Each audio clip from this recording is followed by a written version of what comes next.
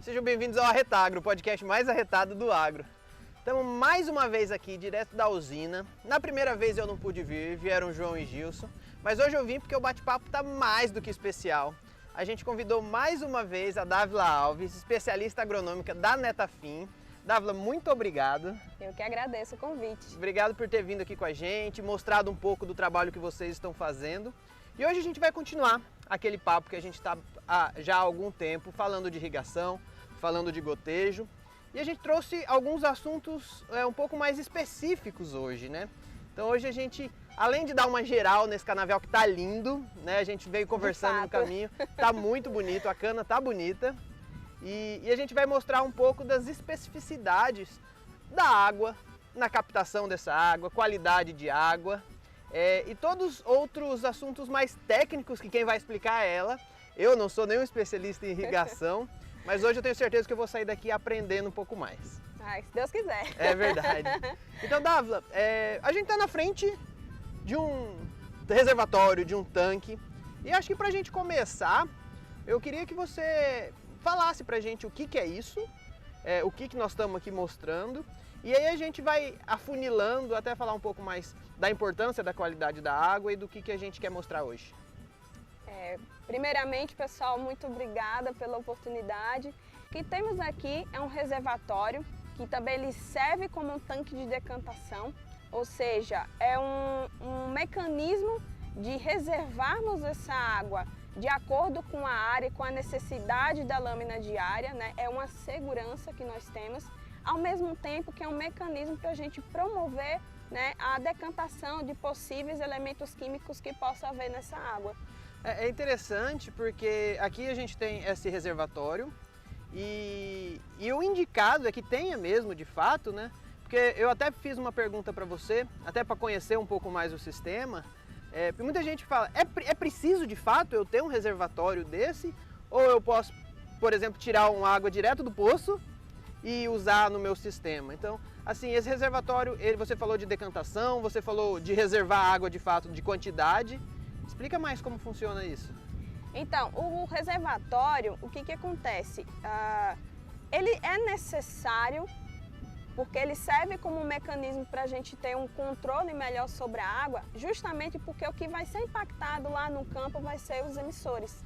Então, para isso que nós temos mecanismos de filtragem e tudo mais.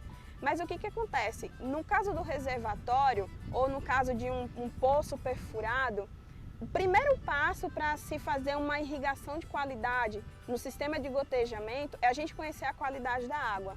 Isso é válido para qualquer sistema de irrigação e não seria diferente, né, para o sistema por gotejamento. Então, ao conhecer a qualidade da água e conhecendo se eu tenho sólidos suspensos nessa água, partículas de silt ou de argila, se eu tenho ferro, se eu tenho manganês, então, independentemente da fonte de água, se é de rio, se é de barragem, se é de um reservatório particular, se é de poço, é importante eu conhecer a qualidade da água. Então, dependendo dos aspectos químicos dela, é que eu vou saber se realmente assim, preciso da decantação, né, do tanque ou reservatório. Geralmente aqui para o Nordeste nós temos águas com alto teor de ferro. Alguns locais, como no semiárido, por exemplo, a gente tem água mais alcalina, né?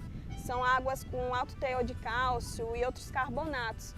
Então, de toda forma, acaba recaindo, né, na necessidade de se ter um tanque de decantação, inclusive um sistema de aeração para que a gente promova a oxidação dessa água, para que ela tenha contato com a atmosfera e esses componentes poder ser decantados. Então é uma segurança para o produtor, porque se eu tiro essa água direto de um poço, por exemplo, eu não tenho certeza da qualidade dela, não da qualidade química dela, mas física também. Também. Eu consigo controlar isso melhor no reservatório para, por exemplo, não correr um risco de lá na frente eu ter os meus emissores todos entupidos. Exatamente. Então assim eu consigo garantir. E essa questão da aeração, por exemplo, como você falou que aqui é uma região que a gente tem uma quantidade alta de ferro, a gente consegue até ver ele na borda aqui, Isso. depois eu vou pegar a câmera e mostrar bem direitinho para vocês. Então a oxigenação, ela vai oxidar esse ferro. Isso é física, é química, a gente sabe que o ferro ele vai oxidando na presença de oxigênio, ele vai sendo consumido e aí ele vai diminuindo a quantidade diluída na água, é isso? Isso. De maneira bem resumida. No caso, a oxidação vai promover, né, as modificações na composição química desse ferro, né, da origem dele, e vai fazer com que ele se flocule dentro da água. Você vai conseguir ver esse ferro floculado disperso na água. Então, a partir do momento que eu respeito esse período de decantação, esse ferro ele vai decantar e vai para o fundo. Então, aqui entra nesse exemplo de um tipo de captação superficial, né? A gente coleta a água para passar no sistema e fazer a irrigação de forma que seja água de melhor qualidade. Uma vez que o ferro floculado ou decantado... Ele é mais pesado, ele afunda? Exatamente, ele vai para o fundo. Então aqui é um exemplo de você conseguir captar a água de melhor qualidade dentro do seu reservatório. Então o cano que puxa aqui, ele não vai até o final? Não. Ele fica ali pegando essa água que já está limpa, que já está separada desses flocos de ferro e manganês, por exemplo. E aí a gente tem uma garantia de uma qualidade nessa água que a gente não vai encher os nossos filtros, não vai e nem ter o risco de entupir nossas mangueiras, nossos drips, seja lá o que for. Acaba ajudando, né? É um mecanismo que ajuda na performance do sistema. Isso não quer dizer que a partir do momento em que eu faça o sistema de aeração, faça o sistema de captação superficial, né, para coletar essa água de melhor qualidade. Uma curiosidade é que esse tipo de captação, ele possui boias flutuantes, então ele acompanha o nível da água, né? Isso não exime, não exclui o fato de que eu precise fazer as manutenções periódicas, né? Porque acaba que nós temos um fluxo, querendo ou não, é um fluxo forte. Isso acaba, dependendo do nível da água, pode puxar algumas partículas. É normal, né? Então, isso não quer dizer que a água fique 100%. É um mecanismo de segurança, o reservatório, não só de segurança hídrica, mas também na segurança do sistema. Isso é interessante porque é um processo relativamente simples. Sim. Mas que a gente tem um ganho muito grande, né? Uma segurança, pelo menos em uma vantagem, não uma segurança, mas uma vantagem em relação a um sistema direto, vamos dizer assim. Exatamente. Né? Então, de fato, é uma solução que, quando você for aplicar no campo, ela não é uma solução com alto custo, a gente não precisa de grandes investimentos, mas a gente vai ter um ganho aí, principalmente, acho que a longo prazo, né? Em relação aos nossos equipamentos. Exatamente. Bacana. Esse é o intuito. Então, aqui a gente vê de fato essa construção, esse tanque, esse decantador, esse reservatório, e tem outros processos que a gente vai mostrar para vocês. Então aqui começa o nosso sistema. Exatamente. A água... O sistema começa na qualidade da água. A água então ela vem, aqui eu não sei se é poço ou se é retirada de rio, você sabe dizer? Não, aqui eu sei que essa água ela vem de gravidade. Ela vem de então, gravidade. Não então sei se ela vem de uma fonte. Provavelmente vem de uma barragem. Ela vem de uma fonte de água. Então aqui começa o nosso sistema de irrigação. Exatamente. Eu recebo essa água, deixo ela no reservatório de decantação para fazer toda essa separação que a gente já conversou. E a partir daí, qual que é o próximo passo? O próximo passo seria a filtragem. E só para acrescentar, em termos de localização da sucção, ela está aqui localizada, digamos que assim, no final, ou seja, na outra extremidade do reservatório. Então, numa extremidade a água entra, ela é aerada, e na outra extremidade a sucção. Isso é muito importante para a gente evitar a formação de volume morto. Isso faz com que, apesar de vocês respeitar o tempo de decantação desse ferro ou desse manganês, a captação ela permite que, ao evitar esse volume morto, eu não tenho a formação de algas na superfície. Entendi. E aí você ali vai ter a proliferação de algas, bactérias e aquilo ali, inclusive pode sobrecarregar o filtro. Exatamente. Matéria orgânica. Então a aeração, né, o sistema de oxidação, ele serve não só para o ferro, para o manganês, mas para a matéria orgânica também e outros componentes. E esses sistemas de aeração, existem diferenças? Existem vários tipos? quais são os mais indicados, como geralmente acontece nas propriedades, nos sistemas hoje? O sistema de aeração mais indicado é o de cascata. Geralmente a gente sugere que seja feita uma cascata de 3 andares, porque aí você está promovendo ali uma turbulência, né? Essa água ela está tendo maior contato com a atmosfera, com a entrada de oxigênio, exatamente, e entrando no reservatório. Esse é o sistema mais recomendado. É o de cascata. Isso, o de cascata. Então, o importante de fato então é você promover esse movimento na água para captar mais oxigênio, ar atmosférico como um todo. E aí nesse revolvimento, nesse movimento, é como se fosse, a gente fazer uma analogia aqui, o sistema usado para a criação de peixes. A gente tem que trazer um jeito uma forma de trazer oxigênio para a água. Isso. E outra questão também que entra sobre qualidade de água é a condutividade elétrica, né? Dependendo da região, nós temos condutividades que podem indicar índices de salinização. Então isso é um aspecto que a gente precisa entender na pré-concepção do projeto, porque isso vai afetar diretamente no manejo da fertirrigação. A outra questão também é o pH. A qualidade da água, para que a gente permita que o sistema, né, mantenha a sua integridade, a gente também utiliza os oxidantes. Ele vem como um sistema de limpeza que tem que ser feito com frequência, né? Apesar da oxigenação dessa água, e entra como a nossa ferramenta de manutenção para manter o sistema sempre limpo e os emissores lá na malha hidráulica no campo. Né? Então, o pH é um outro componente que vai nos indicar qual que seria o melhor tipo de oxidante para atuar naquela faixa de pH, se seria um cloro ou se seria um peróxido de hidrogênio. Entendi. Então, além da decantação, a gente tem que tomar cuidado com esses outros 2 fatores, salinidade, que é a condutividade elétrica, e o pH.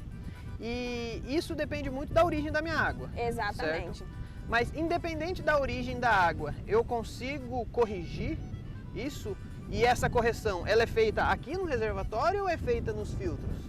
Não, isso são componentes naturais aí da água em termos de pH. Eu teria que fazer cálculos para injeção de ácidos, por exemplo, se for um pH muito alcalino ou algum tipo de componente que eu consiga promover o aumento desse pH.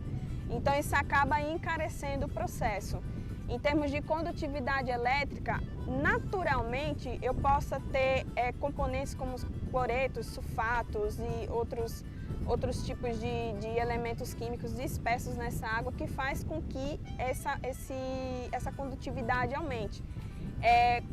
Isso naturalmente acontece, aqui na nossa região a gente não tem problemas com condutividade elétrica alta. Um fato que precisa ser verificado é a questão do sódio, né? E principalmente um índice que a gente chama de RAS, que é o índice de reatividade desse sódio.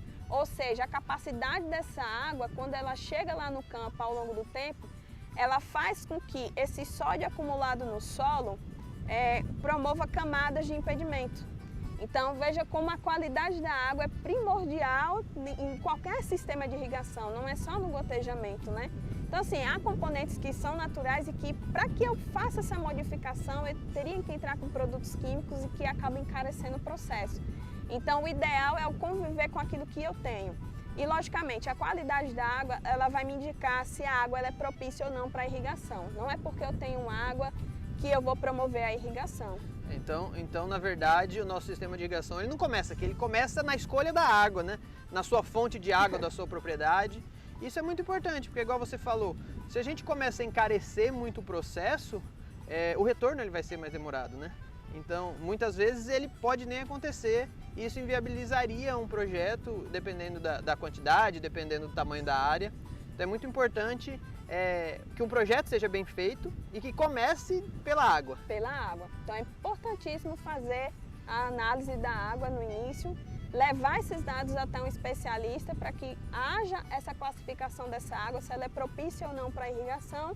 Se ela for propícia para irrigação, quais são os componentes, o que eu preciso fazer para conviver com aquilo que eu tenho. Excelente. Sim. Então a gente já falou de qualidade de água, a gente já falou do reservatório, de decantação. E você falou que o próximo passo desse processo, desse sistema, é o filtro, né? O coração do sistema. Exatamente. Então eu queria que você me mostrasse um pouco mais, nós vamos ali conhecer e você explicasse todo o processo de como funciona, pode ser? Pode ser, vamos lá.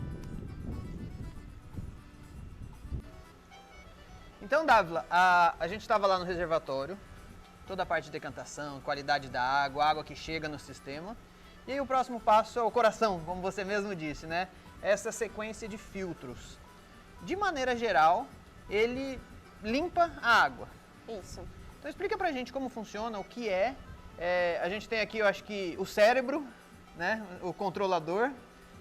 Fala pra gente um pouquinho de como esse sistema, se ele é padrão, se em todos os sistemas existe um desse ou parecido. A quantidade vai depender da quantidade de hectares que a gente vai irrigar, do tamanho do nosso sistema. Fala de maneira geral pra gente, pra quem nunca viu um desse de perto e não sabe o funcionamento. Bom, pessoal, isso aqui é um exemplo de uma cabaça de filtro de areia. A qualidade da água, inclusive, ela vai definir qual é o tipo de filtro, né, propício. Mas um outro fator importante é a vazão do projeto. Então, se eu tiver vazões mais baixas, talvez um filtro desse aqui não seria, né, digamos, o ideal. A gente teria que entrar, por exemplo, com um filtro de disco, por exemplo. Esses aqui, essa sequência de 4 filtros, ela está de acordo com a vazão desse projeto. Foi dimensionado para esse projeto específico. Todos esses componentes são dimensionados para esse projeto em específico. Acontece que a gente pode ter 4 cabaças, 6 cabaças, tudo vai de acordo com a vazão. E o tipo de filtro, né, que ele é concebido a partir também da qualidade da água, o filtro de areia é um dos mais adequados em termos gerais, né? E o que acontece? Aqui dentro nós temos as crepinas, né? E temos a areia também. Aqui dentro a gente tem um volume específico de areia. E embaixo dela a gente tem as crepinas. O que é uma crepina? A crepina, ela é são peças distribuídas, né, dentro do filtro, de modo que essa areia fique aqui dentro, mas ela não escape para o sistema. Ah, entendi.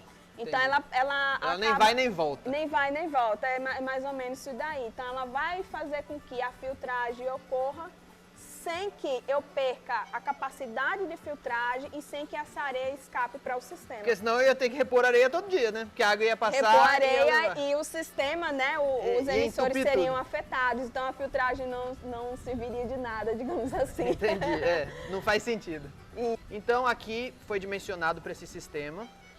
A água passa sequencial, ela passa por todos eles? Passa por todos eles. Então ela vai passando por um. E existe uma sequência de areia mais grossa e mais fina? Ou é o mesmo sistema? Não, é o mesmo tipo de areia nas 4 cabaças, ou 6 cabaças, 5 cabaças que você tiver. É só uma sequência para garantir isso, a qualidade do processo todo. Exatamente, é garantir a capacidade do potencial de filtragem, né?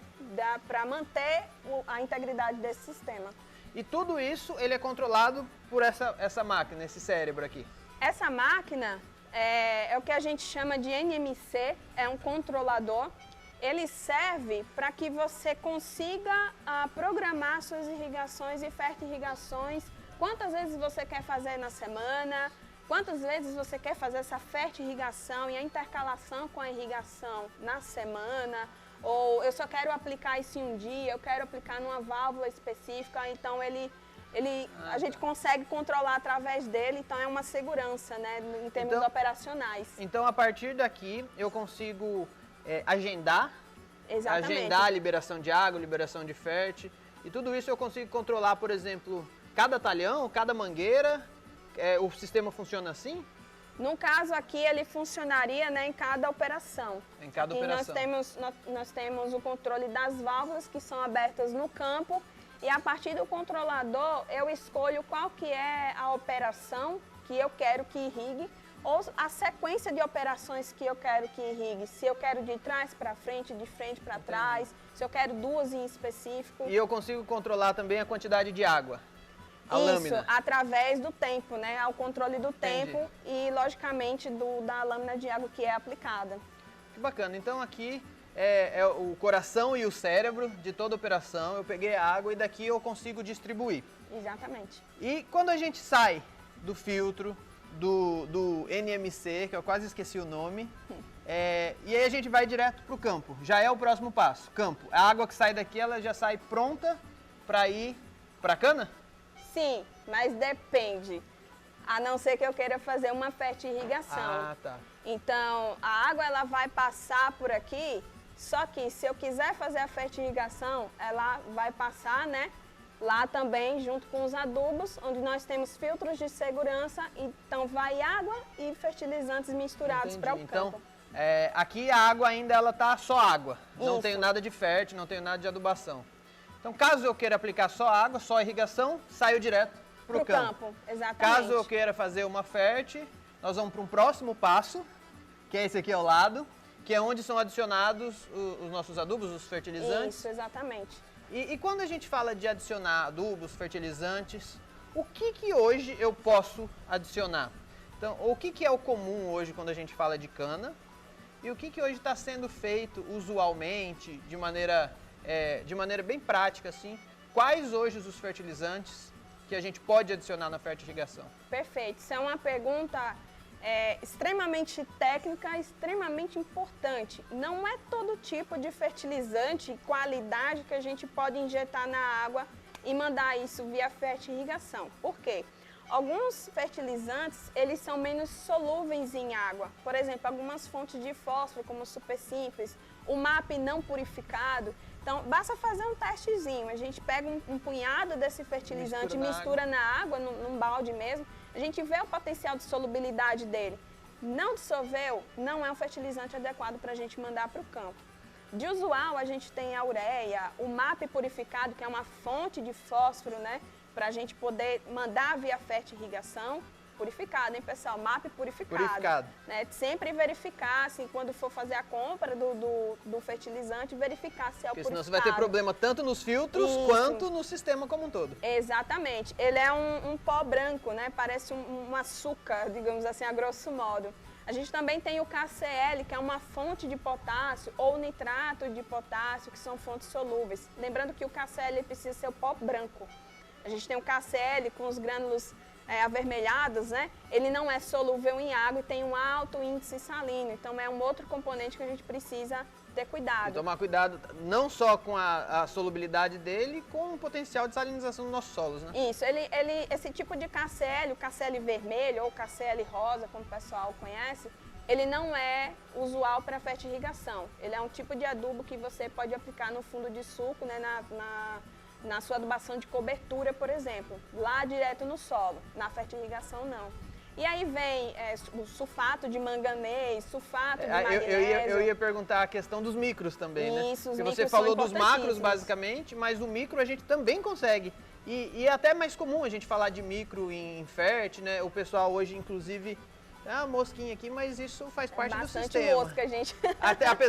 Até porque a gente tem um sistema de fertirrigação aqui do lado. Exatamente. Né? A gente tem alguns canais de vinhaça passando também, isso é comum, né, em usinas, então, normal, pessoal.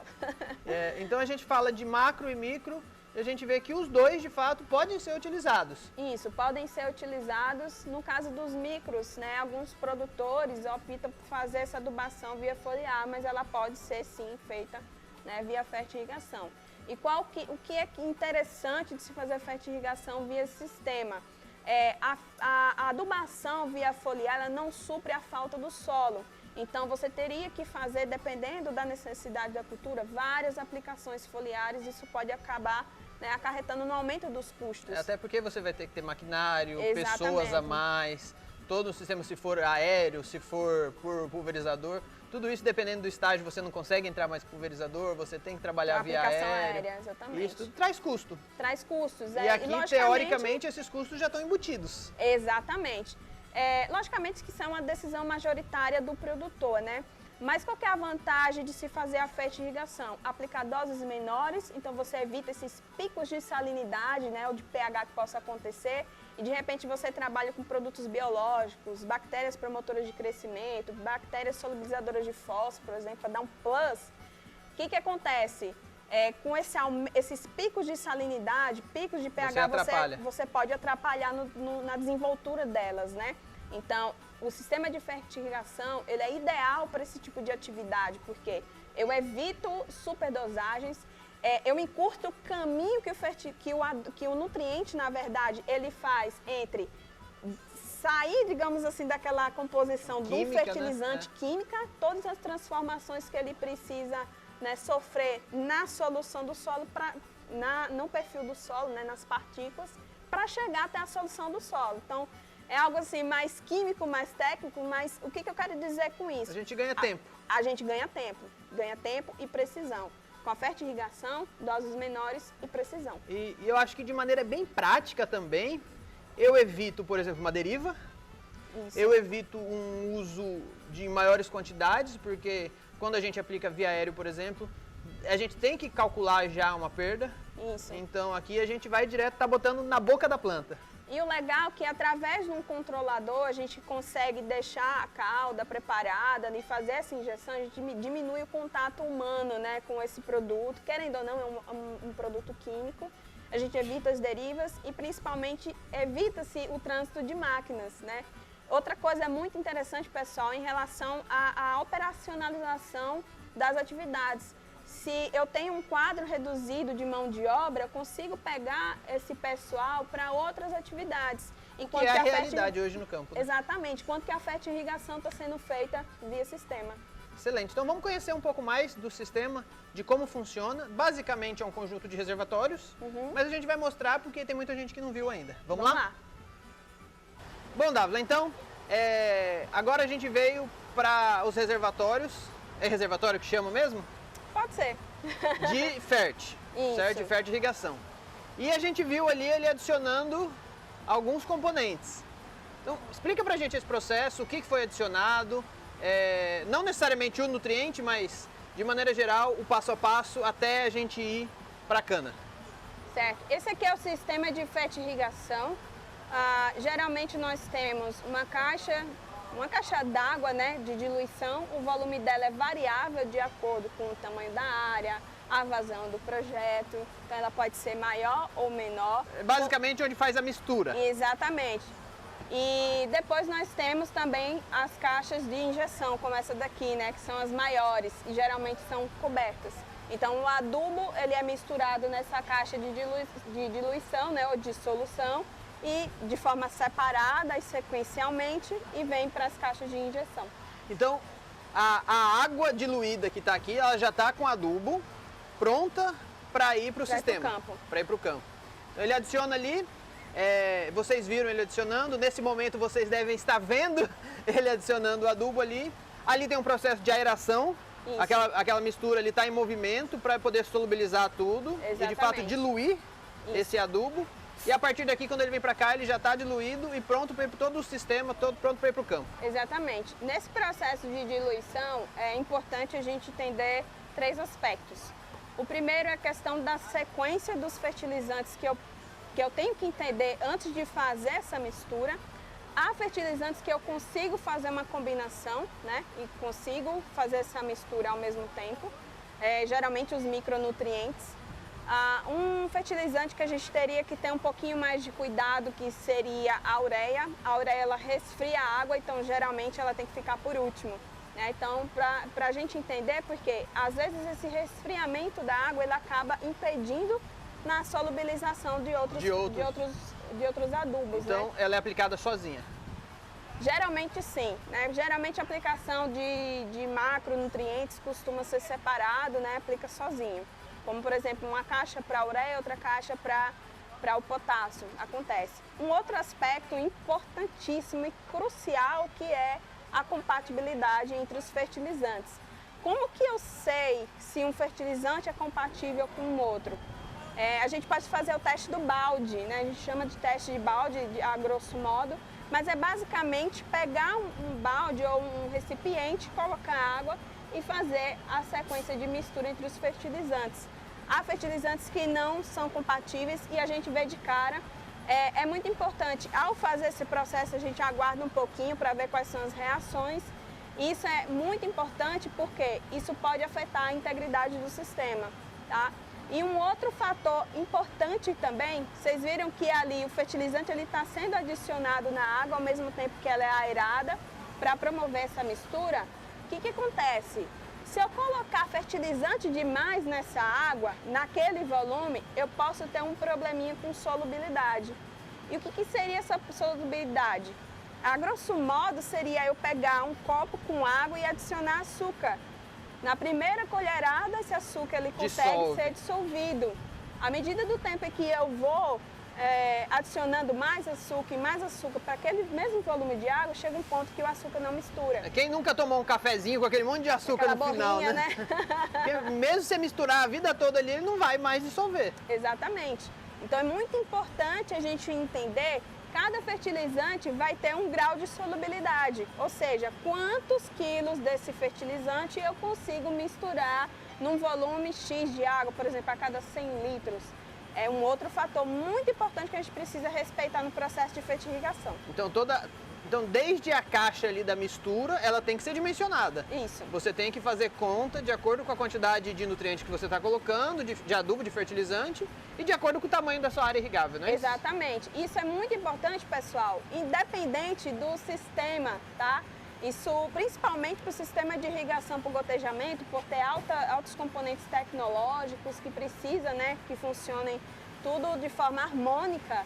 Então, esses aspectos em relação ao preparo da cauda da fertirrigação, ele precisa ser respeitado independentemente. E tudo isso é definido aonde? No projeto? Não. Essa questão da solubilidade, compatibilidade, isso é algo geral. Não, mas por exemplo, o tamanho do sistema, o tamanho da caixa, o volume de água que eu vou usar para mistura.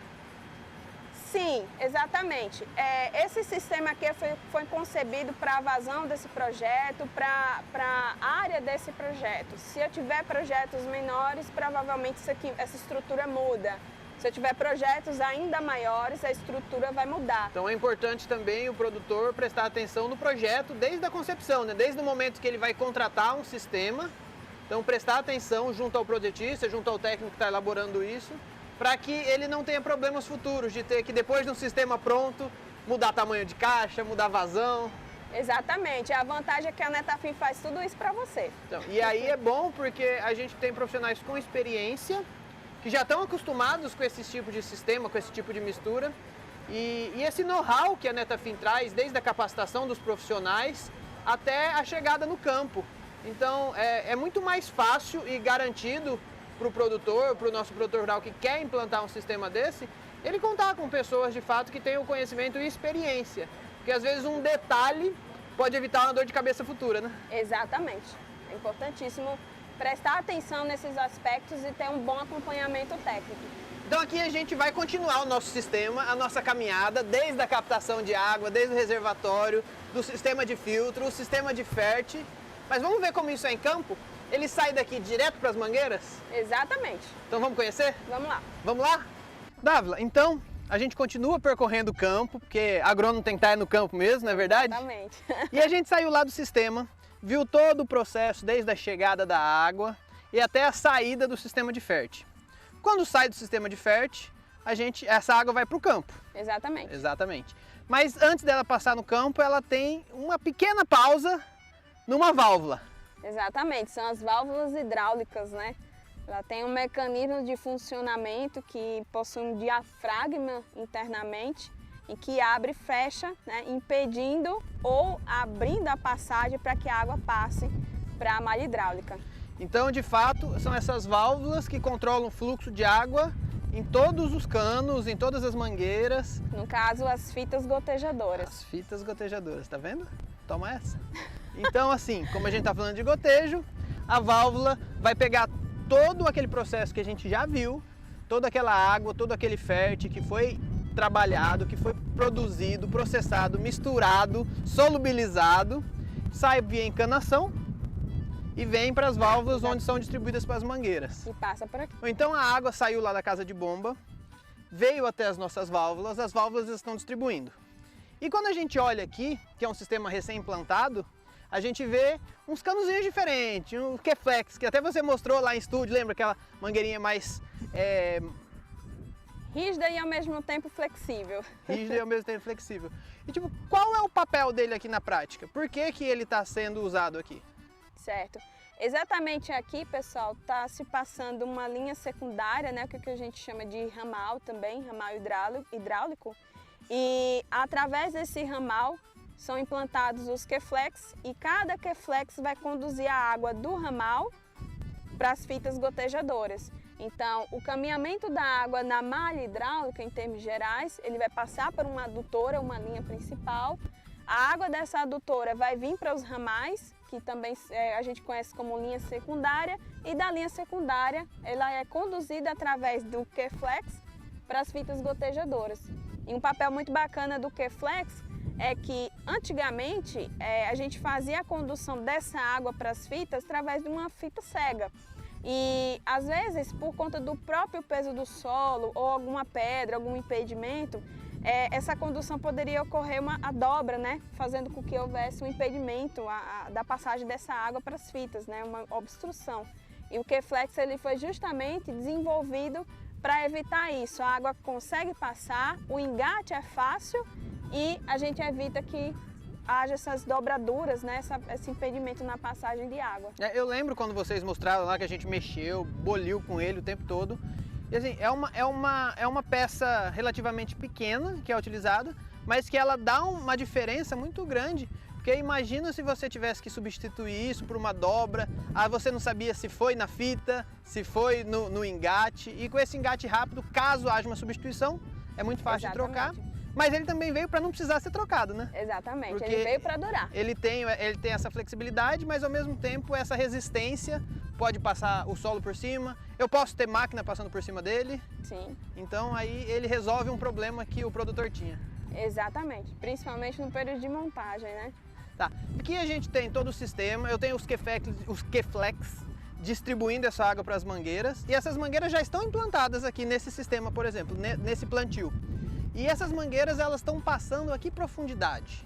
Em torno de 30 centímetros de profundidade. 30 centímetros. Isso. E nessas mangueiras, elas já estão instaladas, já estão trabalhando, e eu posso ter tráfego de máquinas aqui em cima também sem problema. Sem problema, até porque dependendo da concepção aqui do plantio, se for para plantio mecanizado ou não, né? Geralmente o plantio mecanizado, os espaçamentos são concebidos de forma que haja o trânsito da máquina, né, de forma a evitar o máximo de compactação nas entrelinhas. Porém, a linha da cana, se houver compactação, ela está protegida. Então é justamente para que evite-se o pisoteio. Que bacana. Então, de maneira bem resumida, a gente viu hoje como o sistema funciona. Exatamente. Então a gente viu desde a captação de água, do bombeamento, e aqui agora a gente está em campo onde ele já está em funcionamento, a gente consegue até ouvir a válvula trabalhando ali. Exatamente. Então legal, essa água né? está chegando, essa fértil está chegando, se for o caso desse talhão aqui. Mas é isso que a gente queria mostrar para vocês, porque os dois primeiros a gente foi muito teórico, a gente conversou de algumas vantagens, benefícios, e hoje a gente consegue ver aqui. E a gente viu lá atrás como a cana está bonita, a gente vê que visivelmente a gente tem uma diferença quando a gente compara com outros sistemas, até na estrada aqui quando a gente veio, a gente vê outras plantações de cana, visivelmente elas estão diferentes. Isso tudo é a vantagem, uma das vantagens desse sistema de gotejo, né? Promover a uniformidade no stand.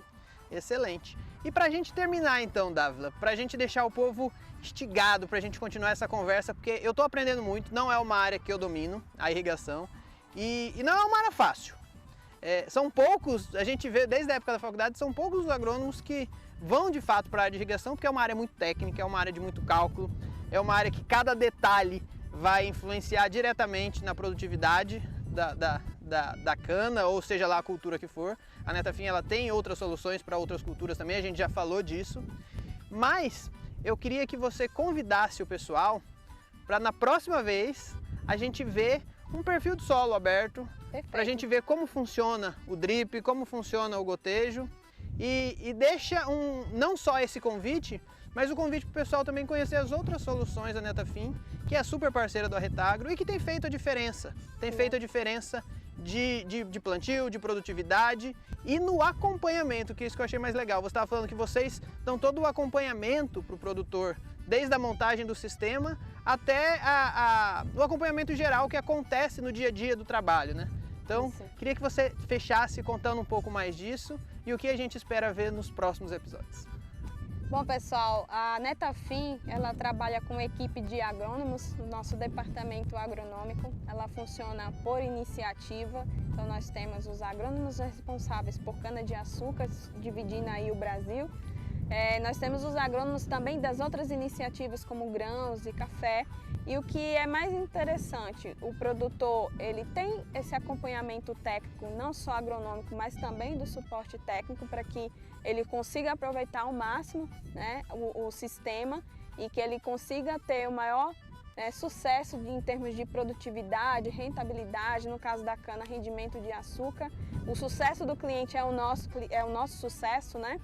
E eu gostaria, né, aproveitando aí, convidar o pessoal para nos próximos episódios a gente conhecer um pouco mais da rotina do agrônomo no campo, o que a gente faz, né, conhecer em termos de, por exemplo, a gente vê um perfil de solo, ou diversos perfis de solo, a gente tem uma diversidade aqui nos tabuleiros costeiros, né, solos mais arenosos, com um pouco de argila em profundidade. É bem interessante de ver sistema radicular, todo acompanhamento que a gente faz na parte agronômica e também de suporte técnico. Está todo mundo convidado. Não, excelente. Então, gente, muito obrigado para quem acompanhou até aqui.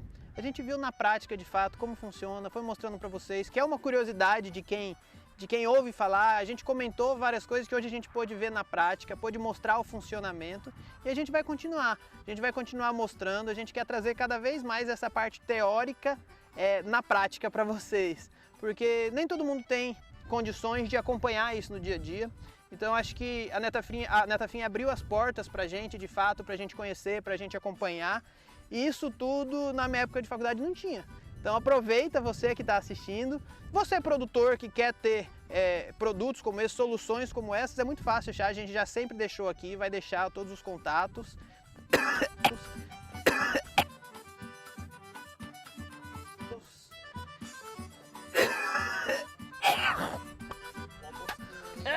Nossa, foi na garganta essa! Eita, bexiga! Engoliu não, né? Não, ela saiu. Seu pé. Não. Nossa, Até perdi o rumo. se ia completar nosso tá vermelho, né, coitado? Então, pessoal, muito obrigado para vocês que acompanharam até aqui. A gente vai continuar mostrando na prática tudo isso como funciona, tudo que a gente já discutiu nos outros episódios, que vão ficar aqui para você assistir também se você perdeu. Vai ter novidade, vai ter outros assuntos, porque são soluções que visam o benefício do produtor e no final é aquilo que a gente sempre fala. A gente quer que o produtor rural tenha um pouco mais de recurso no final do mês, no final do ano, no final da safra, a gente quer que ele ganhe mais dinheiro. E cada vez que a gente investir mais em tecnologia, existe a possibilidade da gente ter retornos maiores ou por mais tempo. Vai depender do seu projeto, vai depender daquilo que você tiver em conjunto com quem está fazendo assistência técnica, em conjunto com quem está te acompanhando. Então, mais uma vez, Dávila, muito obrigado por acompanhar e por mostrar isso pra gente, mostrar um pouco do seu dia a dia.